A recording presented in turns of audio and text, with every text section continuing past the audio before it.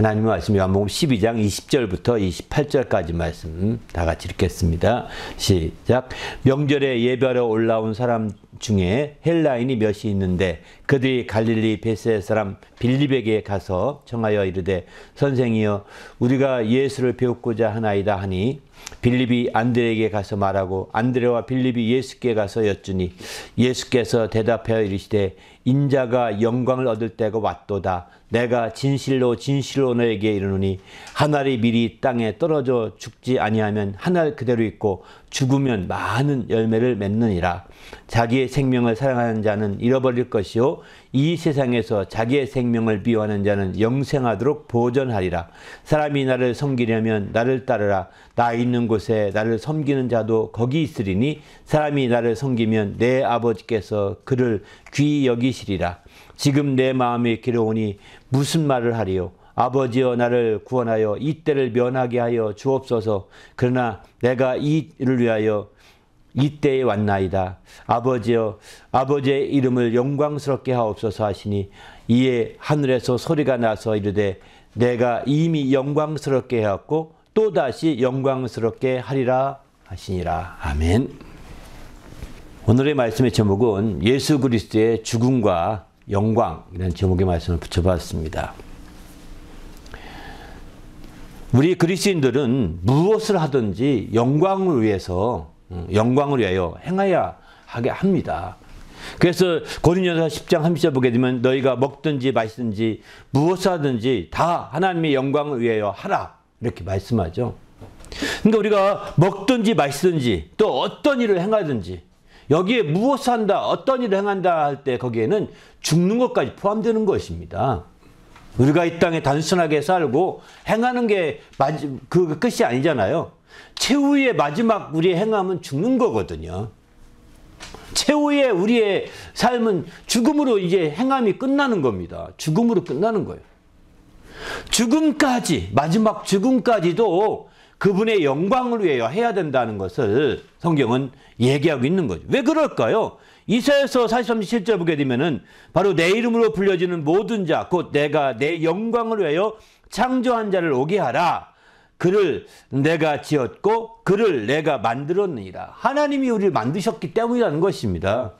그래서 이렇게 정말 주님 앞에 영광을 위하여 지은 바가 되었기 때문에 바로 이렇게 해야 되는 거죠. 이사야서 48장 9절도 내 이름을 위하여 내가 노하기를 더디할 것이고 내 영광을 위하여 내가 참고 너를 멸절하지 아니하리라 이렇게 말합니다.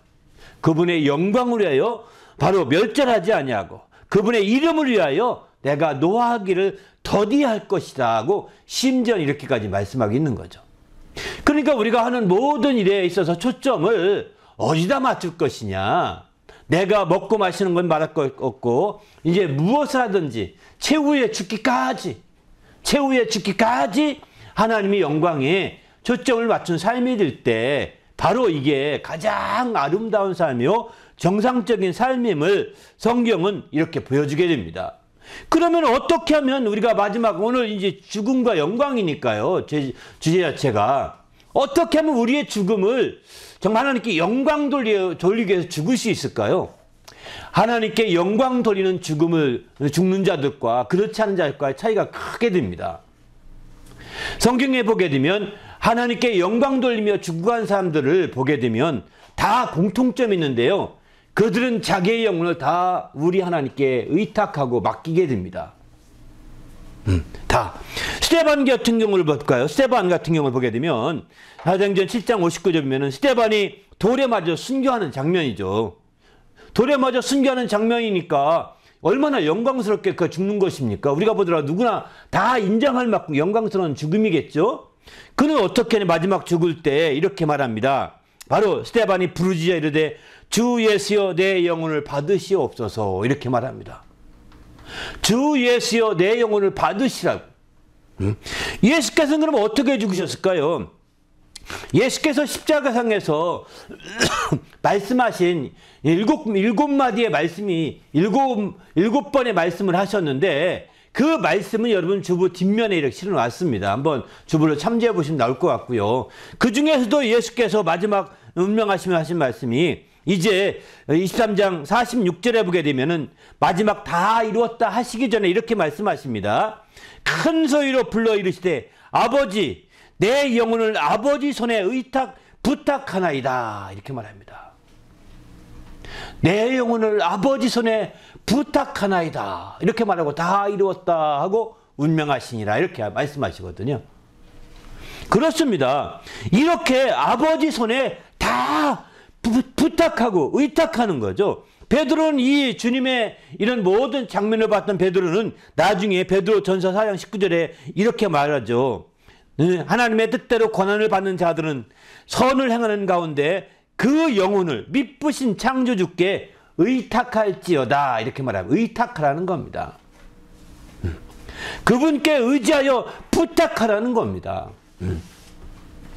이렇게 베드로는 그 주님의 모습을 보고 스데반의 그런 순교 장면도 건너들으면서 너희가 마지막 창조주 우리 하나님 앞에 너희의 영혼을 의탁해야 된다.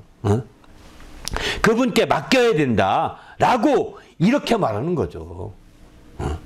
이렇게 자기 영혼을 정말 하나님께 맡기는 자, 하나님께 부탁하고 하나님 받으시옵소서라고 이렇게 담대하게 할 수 있는 영혼들이 사실은 하나님의 영광을 위하여 죽고 있다는 것을 이런 예들을 통해서 우리는 잘 알 수 있게 됩니다. 이런 예들을 통해서. 그래서 우리는 적극적으로 우리의 삶 가운데 정말 내가 어떤 상황이든 간에 하나님이여 내 영혼을 의탁하고 부탁할 수 있는 마지막 이 순간을 늘 준비해 가야 되는 거예요. 그러나 알다시피 자기 자신을 위해서만 살았고 주님 영광보다는 자기 영광을 위해 살았다고 한다면 주님께 부탁하기 어려울 거려. 자기의 그 쾌락과 자기의 육신의 그 모든 것들에 초점 두고 그렇게 살기 바빴다고 한다면 마지막 운명할 때 아버지여 내 영혼을 부탁하나이다. 아버지여 내 영혼을 받으시옵소서. 이렇게 말할 수 있을까요? 이게 쉽지 않을 겁니다. 아버지 앞에 인간적인 면목도 있고요. 정말 쉽지 않을 것입니다. 그래서 우리는 주님 앞에서 깨어있을 수밖에 없는 거죠. 물론 우리가 알다시피 내 영혼을 의탁하나이다. 아버지 하나님 내 영혼을 받으시옵소서. 이렇게 안 해도요. 우리 인간이 죽으면 그 영혼은 하나님께로 갑니다. 그렇게 안 해도. 왜 그럴까요? 우리 영혼은 하나님의 생기로 지음받았거든요. 우리 육신은 흙으로 지음받아 흙으로 보내지만 우리 영혼은 하나님의 생기로 지음받아서 바로 이제 하나님께로 가게 돼 있는 거예요. 하늘로. 그런데 여기서 가게 될 때 이렇게 이런 말씀을 이 말씀 때문에 제가 말씀을 드렸는데요. 전도서 3장 20절 21절 보게 되면 다 흙으로 말미암았으니 짐승과 그 인생이 다 똑같이 흙으로 말미암았다는 겁니다. 흙으로 돌아가나니 다 한 곳으로 간다 이렇게 말합니다. 그런데 인생의 혼은 위로 올라가고 짐승의 혼은 아래 곧 땅으로 내려가는 줄 누가 알랴 이렇게 말합니다. 짐승도 인생도 다 죽으면 흙으로 돌아가잖아요. 마치 겉보기에 흙으로 돌아가는 것처럼 다 흙으로 흩어지거든요. 그러니까 다 땅으로 돌아간다고 겉보기엔 그렇게 생각만 하는데 아닙니다.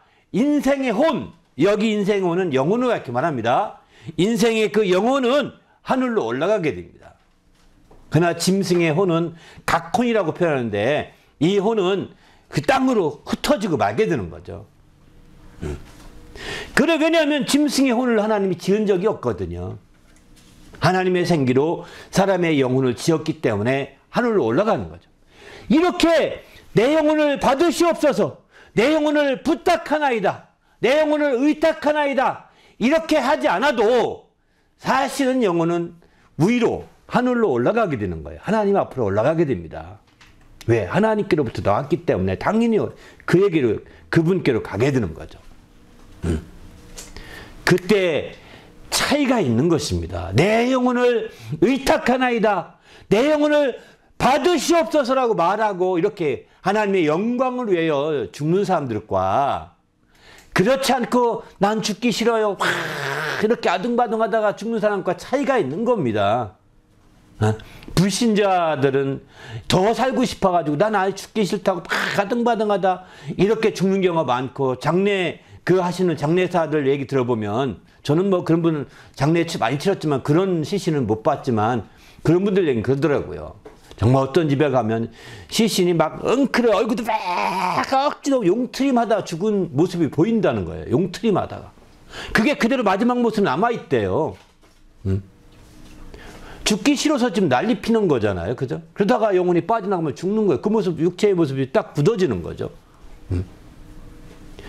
그런 죽음을 맞이한 사람과 내 영혼을 받으시옵소서. 그러나 이제 저는 믿는 자들의 장례를 많이 치러봤기 때문에 아는데, 믿는 사람들은 편안해 보인다고요. 돌아가시면 얼굴 봐보십시오. 왜? 자기의 믿음을 통하여 내 영혼을 받으시옵소서. 내 영혼을 하나님께 의탁하나이다 하고 죽은 자들의 영혼은 그야말로 육신도 편안하게 느껴진다고요. 그가 아무리 어떤 병이 있어서 고통 가운데 죽었어도 그가 마지막 운명의 모습은요, 그렇게 편안한 것을 보게 됩니다. 이런 차이들이 왜 나타날까요? 그것은 바로 이제 그의 영혼을 받으시는 하나님이 계시기 때문에 기쁨으로 갈 수가 있는 거지만, 그러나 이제 믿지 아니하고 불의를 행하다가 죽은 자들은 맡길 곳이 없잖아요. 그런데 어쩌다 자기 영혼이 몸에서 빠져나와서 불이 되어서 마침내 어디로 가나 했더니 하늘로 올라갔어요. 올라가는데 하나님이 그를 받아주지 않습니다. 위에서 그를 환영해 주지 않습니다. 천사들이 그를 환영하지 않습니다. 그리고 자기의 꼬라지를 보니 도무지 그 빛 가운데 들어갈 수 없는 상황이 됩니다. 도무지 빛 가운데로. 그래서 그는 결국은 하나님의 그 영광의 빛 가운데 들어가지 못하고 쫓겨나는 신세가 되고 말게 되는 거거든요. 그러기에 우리는 지금 내가 정말 죽긴 죽더라, 한 번 다 죽습니다. 죽을 때 영광으로 해서 죽을 것인가, 아니면 그냥 내 영광 때문에 살다가 그냥 갈 것인가 생각해 보셔야 합니다. 그렇지 않다면 우리는 이제 당신 영혼도 하나님께 갈 것입니다. 그렇지만 하나님이 그를 박대할 것입니다. 천사를 통하여 환영하지 않을 것입니다. 그 빛나고 환한 날에 당신 감히 발도 들여놓지 못하고 빛이 빠지는 빛 때문에 밀려가지고 들어가지도 못할 것입니다. 가려고 하더라도. 결국 그들을 모아서 이제 나중에 마침내 지옥에 지옥불에 던져버린다고 성경 말씀하고 있지 않습니까? 이런 푸대접받는 영혼이지 마시고, 이 땅에 있을 때 당신 먹고 사는 거 다 중단하는 것도 아니잖아요. 정말 똑바로 정신 차려서 우리 주님을 믿고 의지하는 그런 믿음을 가진다면 얼마든지 정말 모든 거 우리가 세상 생활하면서 믿을 수 있지 않습니까? 예수님 앞에 정말 이제 정말 그를 주님으로 모시고 영접해서 이와 같은 거룩한 환영받는 성도가 되시길 바랍니다. 할렐루야. 그러면 우리가 알다시피 바르게만 살고, 이렇게 예수님이 바르게만 살고 정말 이렇게만 한다면 다 이게 가능한 것이 영광이 되는 것이냐? 그렇지 않습니다. 죄에 안 짓고 바르게 살다가 간 사람 많습니다. 이 땅에서. 하나님께 영광 돌리고자 하는 초점이 줘야 되는 거죠. 하나님께 영광 돌리고자 하는 초점을 안 두고 그냥 이 땅에서 바르게만 살고 죄 없이만 살고 이렇게 착하게만 살면 다 그 하나님께 영광 드리는 삶이 되어서 하나님이 그렇게 환영해 주겠느냐? 그거 아니라는 것입니다. 예수님께서도 누가복음 4장에 보게 되면 이런 경우가 있습니다. 예수님이 이 땅에 죽으러 오셨다고 했습니다. 한마디로 말해서. 그죠? 그런데 죽으시는 기회가 많이 있었습니다. 십자가상에 죽지 않더라도 누가복음 4장 29절 30절 보게 되면 이렇게 말씀합니다. 일어나 동네 밖으로 쫓아내요. 그 나사렛 동네에서 갔더니 나사렛 동네 사람들이 그를 쫓아냈습니다. 동네 밖으로. 쫓아내요. 그 동네에 건설된 산 낭떠러지까지 끌고 가서 밀어 떨어뜨리려고 이렇게 했습니다. 떨어뜨리면 죽습니다. 그도 육체가 있어서 우리처럼 연약한 육체로 되어 있기 때문에 여기 연약함은 똑같은 연약함이 있기 때문에 이제 그도 죽을 수밖에 없죠. 바로 예수께서 그러니까 이 30절 보면 예수께서 그들 가운데로 지나서 가시니라.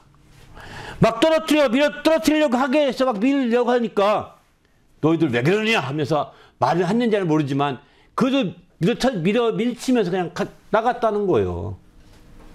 여러분 이렇게 죽을 수도 있는데 이거는요 비명행사라고 요즘에 비명행사 말 유행하더라고요. 에? 비명행사예요 이게. 바르게 아무리 바르게 살아도 비명행사해서는 안 되는 거죠. 아무리 바르게 살더라도 내 영혼을 받으시옵소서 주님 위해서 초점을 두고 목표를 두고 이렇게 영광되는 죽음을 맞이해야죠. 비명행사가 돼서는 안 되는 겁니다. 이렇게 되지 않아야 되는 거죠. 만약 우리가 죄를 짓지 않고 바르게 살면 다 이렇게 주님이 영광스럽게 여겨서 그를 다 하나님 받으셨고 구원하셨다고 한다면 세상의 성인들 다 구원받았을 것입니다. 얼마나 착하고 훌륭한 사람 많은데 인격적으로도. 그러나 그들은 하나님께 초점 두지 못한 삶을 살고 하나님께 영광을 위하여 살지 않았기 때문에 그들은 결국은 이제 하나님의 환영을 받지 못하는 거죠. 우리는 분명히 아셔야 합니다. 또 예수님도 죄가 없이 이렇게 살았지만 이런 죽음은 아니었던 거죠. 이렇게 그냥 낭떠러지에 떨어져 죽거나 이렇게 죽는 거 이런 식의 비명행사는 아니었던 겁니다. 바로 그러면 어떤 죽음이냐?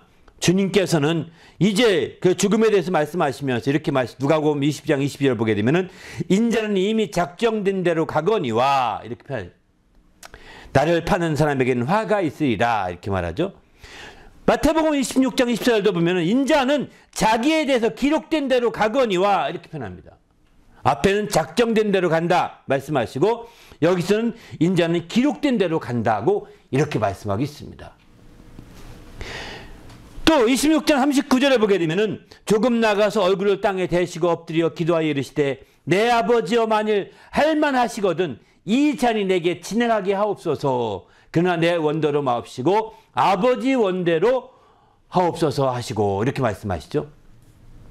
주님은 분명히 죽고자 오셨지만 이렇게 정말 주님께서 그것이 지나기 원할 만큼 굉장히 그것이 답답하고 어렵고 오늘 아까 이것도 말씀처럼 이제 괴롭다 마음이 괴롭다 이렇게 표현하시죠. 내 마음이 괴로우니 내가 무슨 말 하겠느냐라고 하면서 이때를 면하게 해달라고까지 심지어는 요한복음 12장 27절에 그렇게까지 말씀도 하십니다.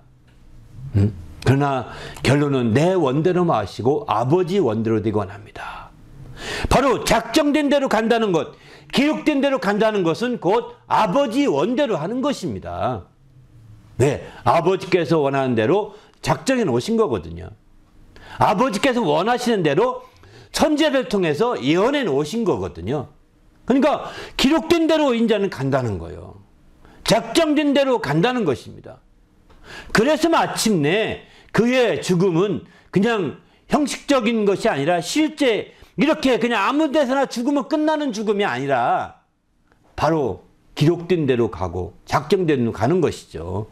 그렇게 해서 마침내 아버지의 뜻을 이루고자 했던 것을 보게 됩니다. 바로 그러면 이렇게 아버지의 뜻을 이루기 위해서 어떻게 하느냐? 성경 바로 마태복음 26장에 보게 되면은 이제 그래서 예수를 잡으러 온 자들이 있었습니다. 예수께서 이제 아버지 뜻대로 죽으려고 이제 하는데 그러기 위해서는 잡혀가야 되지 않겠습니까?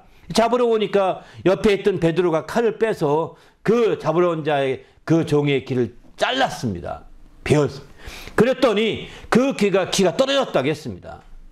그래서 마침 예수께서 그에게 칼을 도로 칼집에 꽂으라. 26장 52절 이렇게 말씀하죠. 칼 가지는 자는 다 칼로 망하느니라 이렇게 말씀합니다. 그러면 53절에 너는 내가 내 아버지께 구하여 지금 12군단 더 되는 천사를 보내시게 할 수 없는 줄 아느냐 이렇게 말하죠. 12군단 더 되는 천사라고 표현하죠. 12군단이면요 대단한 겁니다. 한 군단이 최소한 한 군단이 10,000명의 군사라고 하거든요. 12군단이 12만 명이 최소한 12만 천사죠. 많게는 8만 명이라고 하더라고요. 8만 명. 그 군사가. 한 군단에 3개 정도의 사단이 들어간답니다. 사단이 들어가는데 많게는 8만 명까지 가능하다고 합니다. 그렇게 해서 이제 그 많은 그 군사 하면 얼마나 100만 가까이 되는 거 아니에요? 아니 96만이 되잖아요. 그러니까 엄청난 천사들인 거죠. 이거는 인간의 병력 숫자만도 대단한 것이지만 12군단이면 대단한 것이지만 이제 정말 이게 그 천사들이기 때문에 더 대단한 겁니다. 한국의 지금 군단 숫자는 7개 군단이라고 합니다. 7군단까지 있다고 그럽니다. 그런데 어쨌든 이렇게 한국의 군사 숫자보다 훨씬 더 많은 이런 12군단이니까 이건 이루 말할 수가 없는 거죠. 그런 차원에서 볼 때 우리가 이제 믿음 안에서 정말 주님이 얼마든지 이렇게 자기를 잡아가고 하는 이런 거 다 막으려면 막을 수 있다는 거야. 그러나 아버지께서 원하시는 뜻을 이루기 위해서 내가 그냥 간다는 거예요. 그런 것들에 도움받지 않고 그냥 죽으러 가는 겁니다. 그래서 마침내 이렇게 하게 되는데 26절 54절 이렇게 말씀합니다. 내가 만일 그렇게 하면 이런 일이 있으리라 한 성경이 어떻게 이루어지겠느냐 하시더라. 성경을 이루게 하려고 기록된 대로 가려고 이렇게 하고 있다고 주님이 말씀하고 있는 거죠. 그렇습니다. 실제로 주님께서는 이렇게 성경의 모든 것도 이루게 하려고 하는데 초점을 두고 있으면 성경은 말씀하고 있는 거죠. 우리 모두도 이렇게 정말 주님의 죽음이 그냥 형식적인 것이 아니라 실질적으로 이렇게 주의 놀라운 이런 정말 기록된 대로 작정된 대로 아버지의 뜻대로 죽고자 하는 것입니다.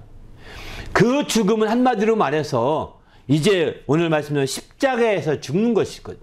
나무에 달려 죽는 것입니다.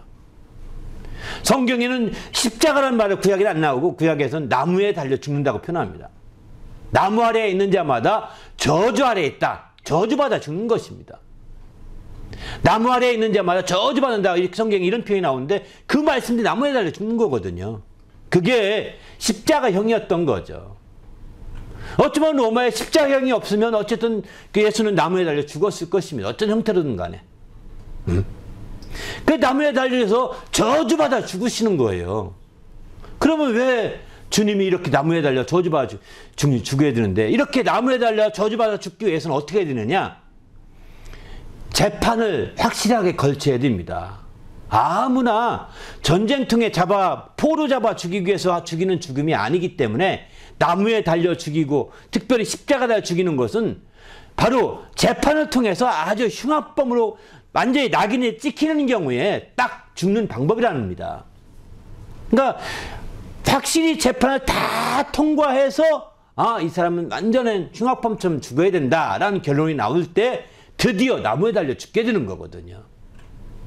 이렇게 예수께서 죽으신 죽으심은 그저 어쩌다 보니까 횡사하는 죽음이 아니라 확실히 재판을 통해서 합법적인 법을 따라서 합법적으로 죽는 겁니다. 공식적으로 죽는 겁니다. 이 공식적으로. 이렇게 죽어서 마침내 나무에 달려서 죽으시는데 문제는 뭐냐? 그분이 죄가 없으신 분이라는 거예요. 여기에 이제 문제가 있는 것이죠. 그가 자기 죄가 있다면 전혀 문제가 없습니다. 바로 마지막 심판을 했던 빌라도도 그러잖아요. 바로 내가 볼 때는 죄가 없다. 죄가 없으니 저를 풀어줄 수 있는 경우가 있으니까 풀어주겠다. 누가를 원하냐 했더니 또 하나 사면하는 사람이 있나 봐요. 그래서 이렇게 풀어줄 수 있는데 예수를 원하지 않습니다. 유대인들은 계속해서 예수의 십자가를 못 박으라고 강력하게 데모를 합니다. 이때에 마치 빌라도는 그러면 너희가 죄를 다 당하라. 나는 무죄하다. 손을 씻게 되죠. 그 손을 씻고 그들이 당하라고 하면서 다 그러면 너희가 요구하니까 그냥 넘겨주마 하고 집행을 하게 하죠.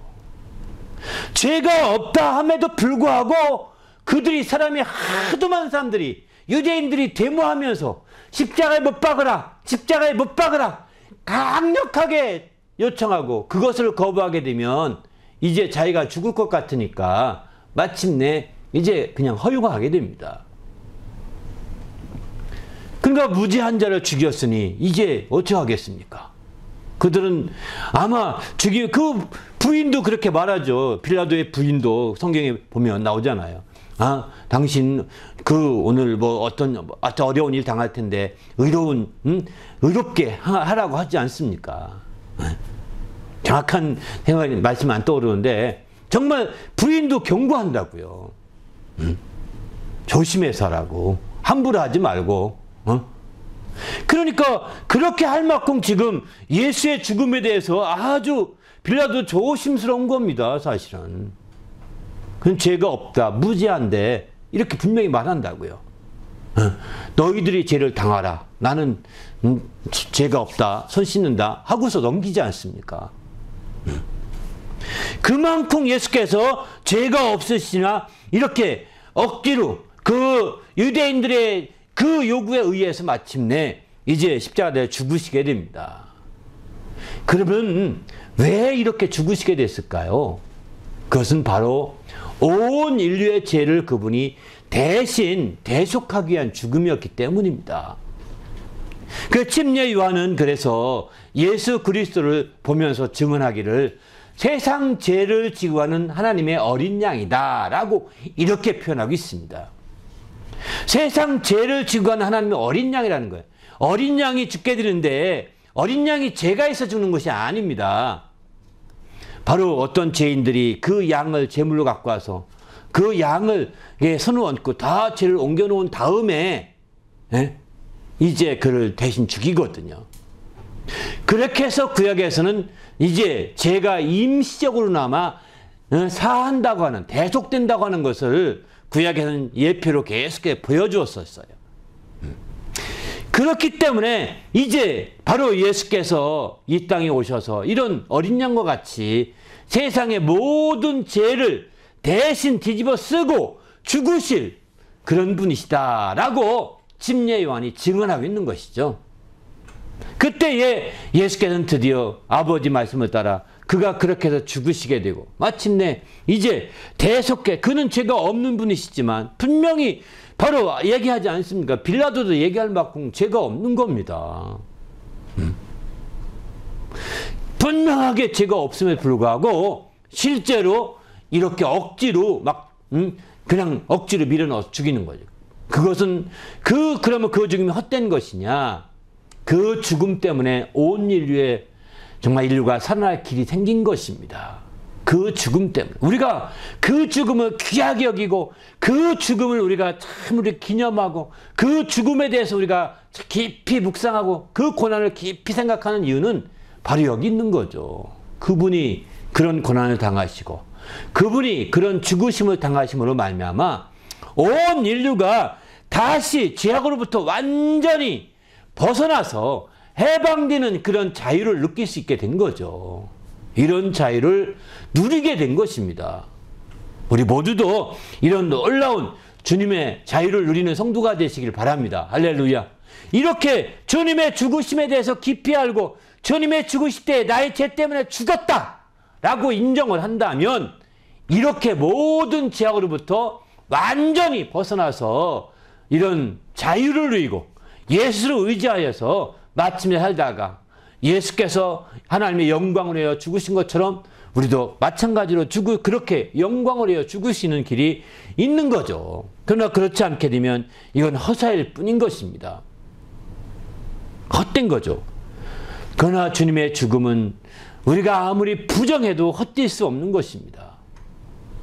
주님의 죽음은 아무리 우리가 부정하고 아무리 그것이 없다고 아무리 그렇게 하더라도 없어지는 게 아닙니다. 그분은 분명히 이 땅에 오셨고 그리고 마침내 온 인류의 죄를 대신 그분이 어린 양이 되셔서 대신 그 죄를 뒤집어 쓰시고 죽으시고 대속하신 거예요. 그래서 마침내 이제 우리의 모든 죄가 사함을 얻을 길이 열린 거죠. 믿은 자, 믿지 않는 자 다 누구나 이제는 바로 원죄로부터의 이런 모든 죄가 완전히 사한 것입니다. 그러나 믿지 않으면 왜 그러면 사했는데 왜 지옥 갈까요? 믿지 않는 것이 가장 큰 죄이기 때문입니다. 그래서 죄라 하면 믿지 아니하며라고 이렇게 말씀하죠. 실제로 믿지 않는 게 이제는 원죄 때문에 지옥 가는 것이 아니라 믿지 않는 죄 때문에 지옥 가는 것입니다. 믿지 않는 죄 때문에 망하는 겁니다. 바로 예수께서 우리의 죄를, 죄 없으신 예수님께서 정말 유대인들에게 떠밀려서 죽다시피 죽었지만 그러나 그 죽음이 헛된 것이 아니라 우리의 온 인류의 죄를 대신 그분이 속하기 위해서 죽으심이라는 거예요. 그래서 마침내 우리는 이제 우리의 원죄에 속한 모든 죄악이 완전히 죄사함 받게 되고 속죄함에서 죄로부터 벗어날 수 있는 길이 열리게 되었다는 것. 이게 엄청난 축복인 것이죠. 그래서 주님의 죽으심을 또 강조하고 또 강조하고 또 강조하는 겁니다. 그래서 고린도전서 4장에서 보면 바로 예수의 죽으심을 항상 짊어지고 다녀야 된다고 하지 않습니까? 짊어지고 다니라는 거예요.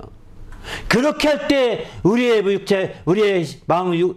마음 그 육체 가운데 주님의 생명이 드러나게 된다. 이렇게까지 말하거든요. 우리도 이제 주님 안에서 예수의 죽으심을 짊어지시길 바랍니다. 그걸 떼어가면 안 되는 거예요.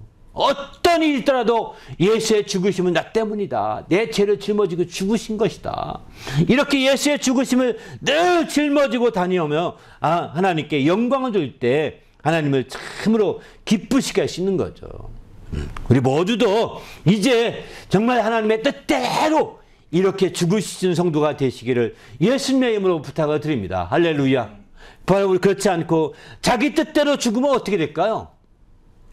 하나님의 뜻대로 하나님의 영광에 초점 맞춰서 죽을 때 그런 죽음은 하나님이 참으로 그렇게 죽는 자를 환영하고 그분이 영접하지만 그렇지 않고 자기 뜻대로 하다가 죽어버리면 자기 생각대로 하다가 죽어버리면 자기 계획대로만 살다가 죽어버리면 이게 뭘까요? 자기 계획대로 자기 뜻대로 사는 죽음 가운데 최악의 죽음은 자결입니다. 자결. 자살인 거죠. 최악의 죽음이죠. 이 마지막 죽는 것까지도 자기 뜻대로 하는 겁니다. 그러나 많은 사람들은 그래도 믿지 않더라도 죽음은 두려워하면서 자기 뜻이라고 하더라도 죽음 앞에서는 자기 뜻을 어떻게 나타내지 않아요. 그냥 자연에 맡기죠. 하나님께 맡기죠. 맡긴다고 하지 않으면서도 불구하고 하나님께 맡기는 편이죠. 자연에 맡기. 그 자연사를 주로 하게 되는 거예요. 일반적으로. 그러나 요즘에 말하는 이제 위로사라고나 뭐라고 하죠? 대신 주어지는 게 있잖아요. 그런 안락사 이것도 자살과 다름이 없는 거예요. 자기 마음대로 하는 거예요. 자기가 좀 고통스럽다고 해서 안락사를 택할 수 있어요. 법적으로 어떤 나라는 법적으로 인정이 된다고 하더라고요. 저 영국의, 저 유럽의 어떤 나라는. 돈 많은 사람은 그래서 나는 안락사 받으러 가요. 없으면 거기 간 줄 알아요. 이렇게 말하는 사람도 있습니다. 그러나 이것도요. 자기 계획대로 하면 하나님의 푸대접을 받게 되는 겁니다. 하나님의 박대를 받게 되는 겁니다. 그의 영혼이 하나님께 박대받습니다. 그리고 마침내 그 영혼을 모아서 싸그리 쓰레기장에 버릴 것입니다. 그 쓰레기장 이름을 지옥이라고 합니다. 영혼의 쓰레기장. 당신의 영혼을 쓰레기 취급 당하시려고 하십니까? 하나님은 그 영혼을 영접해서 그 거처를 마련하시고 거하게 하시는데 왜 그 귀한 영혼을 쓰레기 취급받으려고 하시렵니까? 예수를 믿으십시오. 예수께서 내 구주이심을 믿으십시오. 예수께서 그리스도이시여 살아계신 하나님의 아들이심을 믿으십시오. 그러면 당신도 정말 주님의 환대를 받을 수 있어요. 주님의 환대를 받을 수 있습니다. 우리 모두가 바로 주님께서 이제 우리의 죄를 대신 뒤집어 쓰시고 죽으신 것을 확실히 믿고 이제 우리가 그분을 영접하여 산다면 바로 그럴 수 있는 거예요. 그러나 그런 거 다 무시하고 이것도 무시하고 저것도 무시하고 자기의 뜻대로 난 내 맘대로 할 거예요. 난 내 고집대로 할 거예요. 나도 내 맘대로 할 거예요. 응? 나도 뭐 내 뜻대로 할 거예요. 맘대로 하세요. 더 이상 뭐 손 어떻게 할 수리 없으니까. 그러나 당신 스스로 그렇게 된 최악은 마침내 당신이 용기가 없어 자살을 못할지 모르지만 그러나 그런 모든 자살한 사람과 똑같은 취급받게 될 것입니다. 똑같은 취급받는 거. 자연사에도요. 당신이 조금 더 오래 살고 조금 더 길게 살았을지 모르지만 똑같이 취급받는 거라니까요.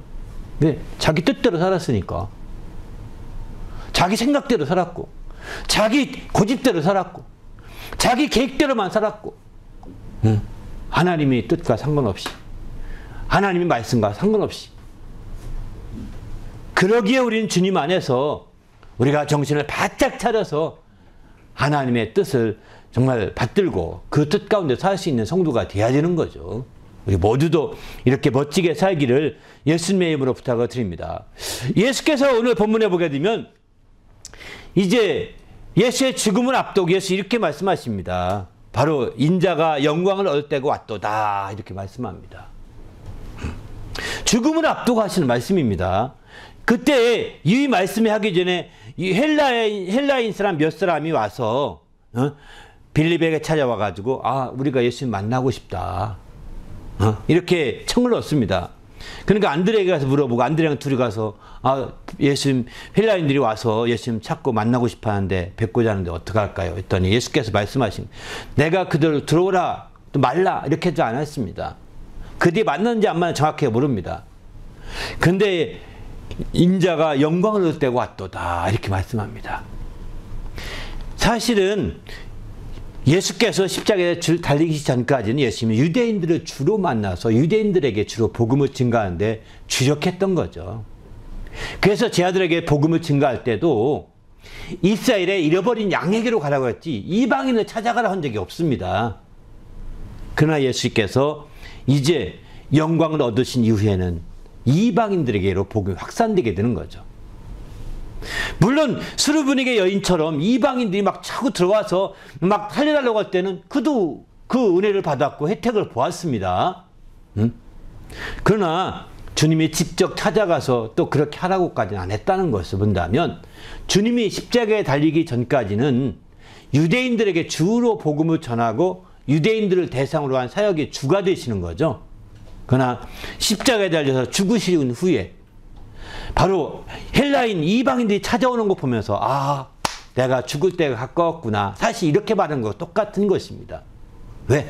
죽은 이후에 드디어 이방인들에게 가야 되고 이방인들의 역사가 나타나거든요. 그래서 이방인들이 찾아오는 거 보면서 내가 죽을 때가 되었구나. 영광을 얻을 때가 되었도다라고 이렇게 말하는 거예요. 영광을 얻을 때가 왔도다라고 말하는 거죠. 그러면서 12장 24절 보게 되면은 내가 진실로 진실로 너에게 이르노니 한 알의 밀이 땅에 떨어져 죽지 아니하면 한 알 그대로 있다는 거예요. 죽지 않고 내가 그대로 있으면 한 알밖에 없으니까 유대인들에게는 혜택 보고 끝날 수 있다는 거예요, 사실은. 그러나 내가 죽으면 많은 열매 맺는다 이렇게 말하죠. 그분이 죽으셔서 많은 열매로 막 떨어져 펼쳐질 것을 확산될 것을 말씀하고 있는 거죠. 아니 생각을 해보십시오. 이제 사도 바울 같은 경우 한 사람을 통해서도 엄청난 복음이 확산됐잖아요. 예수님이 그렇게 하려고 했으면 더 그렇게 되지 않았겠습니까? 당대에 그죠? 얼마든지 가능했죠. 근데 예수님의 사역의 초점이 바로 그가 십자가에 죽기 전까지는 유대인들에게 있다. 왜 그럴까요? 유대인들이 예수를 죽이려고 해야 된 거거든요. 유대인들이 예수를 죽이는데 참여하게 하려고 했던데 초점을 두고 있던 거죠. 만일 이방인들이었다면 그 이방인 숫자가 많았다면 유대인과 이방인이 싸웠을 것입니다. 왜 예수는 죽이려고 하느냐? 유대인들은 그 유대인 쪽에서 봐서 그렇다고 얘기하고 이방인들은 그렇게 안 했을 거 아니겠습니까? 그죠? 이런 것도 저런 것도 생각해 본다면 유대인에게 초점 둔 것은 유대인들이 죽여라 유대인에 의해서 죽였다고 하신 말씀처럼 이제 그런 말씀들을 이루려고 했던 것이죠. 그 유대인에게 초점 둔 사역을 했던 겁니다. 그러나 이제 그 이후에 그가 헬라인들을 죽음 이후에는 십자가에 달려 죽은 이후에는 헬라인들에게 복음이 전파되기 시작하는 거죠. 그런 놀라운 역사가 열매가 맺어서 확산되는 겁니다. 그러나 죽음을 앞두고 예수께서 이제 27절 보게 되면 지금 내 마음이 괴로우니 무슨 말을 하리요? 아버지여 나를 구원하여 이 때를 면하게 하옵소서. 주님도 이 죽음에 대해서 십자가의 죽음을 주님은 아셨고 그런 죽음이 얼마나 고통스러운지 그는 알고 있는 거예요. 십자가에서 그분이 6시간 동안 있었습니다. 그냥 잠깐 있다 돌아가신 것이 아닙니다.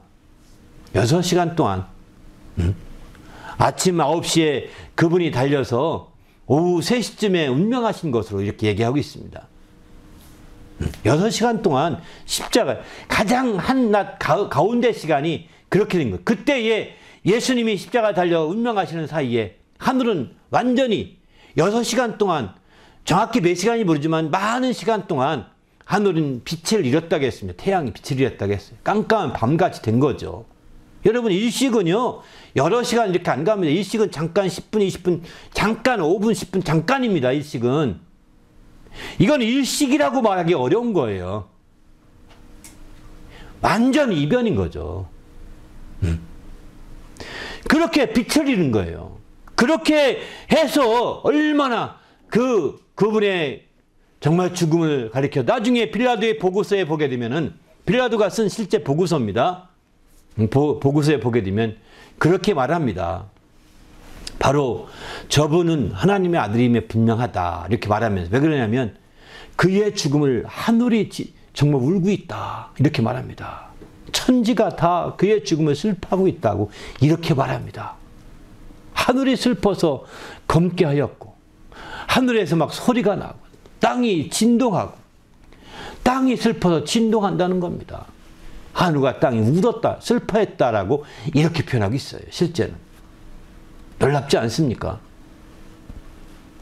그런 차원에서 볼 때 물론 이 예수님의 그 죽음을 지켜봤던 백부장도 똑같은 말을 저는 하나님의 아들이었도다 라고 백부장도 이렇게 그 죽음을 지켜보면서 말하게 되죠. 그의 죽음을 우리가 눈여겨본다면 이런 고백이 안 나올 수가 없는 것이죠. 우리 모두도 이제 정말 주님이 이렇게 이런 죽음을 통해서 그래서 이 죽음이 바로 하나님의 영광을 하나님께 영광스럽게 한 죽음이었다는 거예요. 그래서 주님께서는 이렇게 말합니다. 이제 이 면하게 없이 그러나 내가 이때를 위해서 왔습니다 라고 고백하면서 다시 마음을 고치잡고 기도하기를 아버지여 아버지의 이름을 영광스럽게 하옵소서 이렇게 말하죠. 내가 죽음으로 말미암아 아버지의 이름을 영광스럽게 하옵소서 이렇게 말씀하니까 하늘에서 음성이 들려서 아버지께 이렇게 말씀 내가 이미 영광스럽게 하였고 다시 영광스럽게 하리라 이렇게 말합니다. 이제 지금까지도 영광스럽게 됐고 또 앞으로도 더 영광스럽게 하리라고 이렇게 표현하고 있는 것이죠. 그렇습니다. 이렇게 정말 주님의 우리의 죽음이 영광스럽게 된 죽음이라고 한다면 그 죽음의 효과는 파급되게 있어 있습니다. 그 죽음은 파급됩니다. 오늘날도 보십시오. 데모하고 혁명이 일어날 때 가만히 보시면 알다시피 정말 의로운 사람 몇 명의 죽음이 크게 파문을 일으키는 거거든요.